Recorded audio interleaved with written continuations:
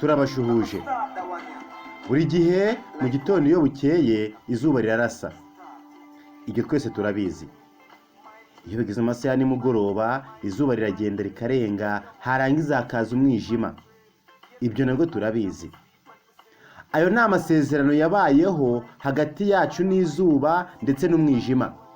Abenshi muri twe ntabwo twabigizemo uruhare, twaravutse dusanga bimeze gutyo, ntacyo twabihinduraho.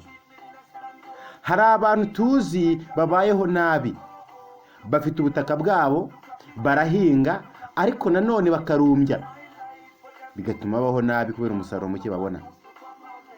Abo nabo hari impinduka bakeneye. Niyo mpamvu tuje kubabwira amakuru meza agezweho, amakuru aruhura umutima, amakuru akura umuntu ku cyavu, akamuvana mu buzima bubi yarabayemo, akamuzamura, akamutumbagiza, maze akongera akabona umunezero mwinshi uhambaye nk'uko buri muntu wese yabyifuza. Ibanga ni DI Grow. DI Grow.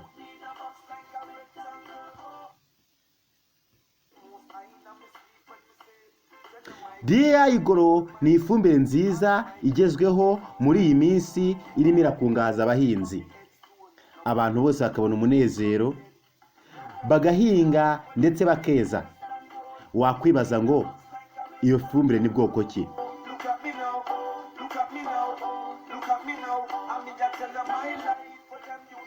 DI Grow ni ifumbire y'umwimerere isukika, isumba izindi zose mu kuba nziza.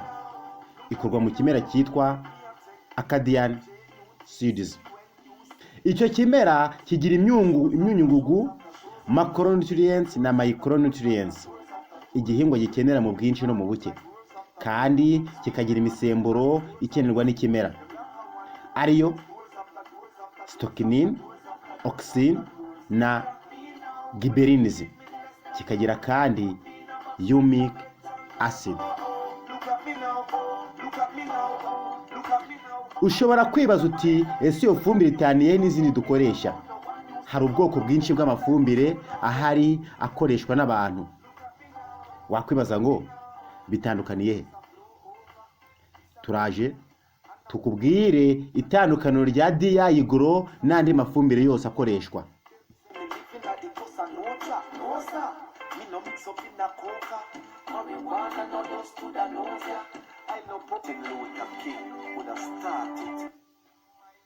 DI Grow niyo fumbire nziza ikoreshwa n'abahinzi bashaka kwiteza imbere. Dore ibyiza byayo: ituma habaho imimerere cyangwa imiterere myiza y'amababi, igihimba ndetse n'imizi. Reka dusubiremo: ituma habaho imimerere myiza y'amababi, igihimba ndetse n'imizi. Ituma ikimera kimererwa neza. Yongerera imizi ubushobozi bwo gukurura ibitunga ikimera. Yongera imikorere ya photosynthese n'imitunganirizwe y'ibitunga ikimera. Yihutisha imikurire no gukomera kw'ikimera. Yongerera ubushobozi ikimera mu kurwanya indwara. Ituma imizi ikomera kandi ikayirinda kubora. Isazura ubutaka kubera ko igizwe n'imyunyungugu myinshi.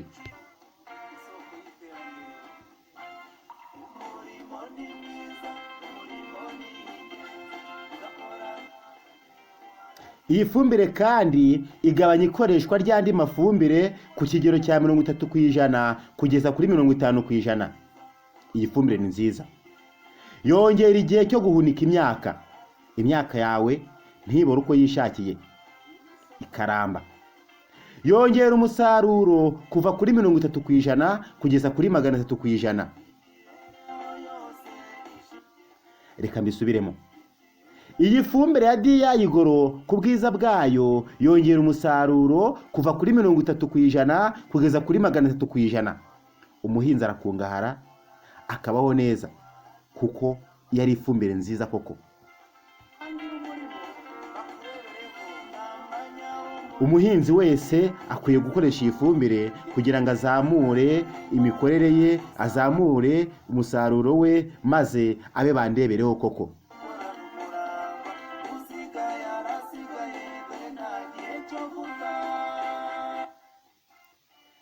Umunyarwanda wese, umuntu ukunda iterambere, umuntu ushaka ubuzima bwiza ndetse ushaka guhinga akihaza mu biribwa agasagurira amasoko, akoresha ifumbire ya DIAGRO.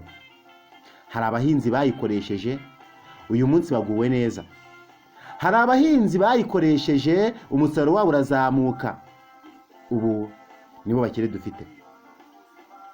Toni zarazamutse ziba amatoni. Uwezaga ibiro 10 yeza ibiro 300. Uwezaga ibiro 300 areza toni 3. Uwezaga toni 3 areza toni 300. Ibi byiza ni utabyishimira. Ushaka andi makuru waduhamagara kuri nimero 07 8 478 9479. Amahirwe nk'aya ntabwo aza kenshi. Kumenya amakuru ni ingenzi. Nawe komeza uryoherwe n'ikiganiro cyacu. Iyi ni JATUKAN TV official. Nawe komeza udukurikire ubona amakuru meza. DIAGRO iba mu byiciro bibiri. Hari DIAGRO y'icyatsi kibisi, iyi niyo twababwiraga. Hari DIAGRO itukura, nayo tuzabwira mu kiganiro gikurikiraho. Uyu munsi DIAGRO y'icyatsi kibisi niyo fumbire ukeneye. Amakuru yose ukeneye wongera ukaduhamagara kuri izo nomero. Nzisubiremo 07 478 9479. Umurimo ni ugukora, nibwo buzima.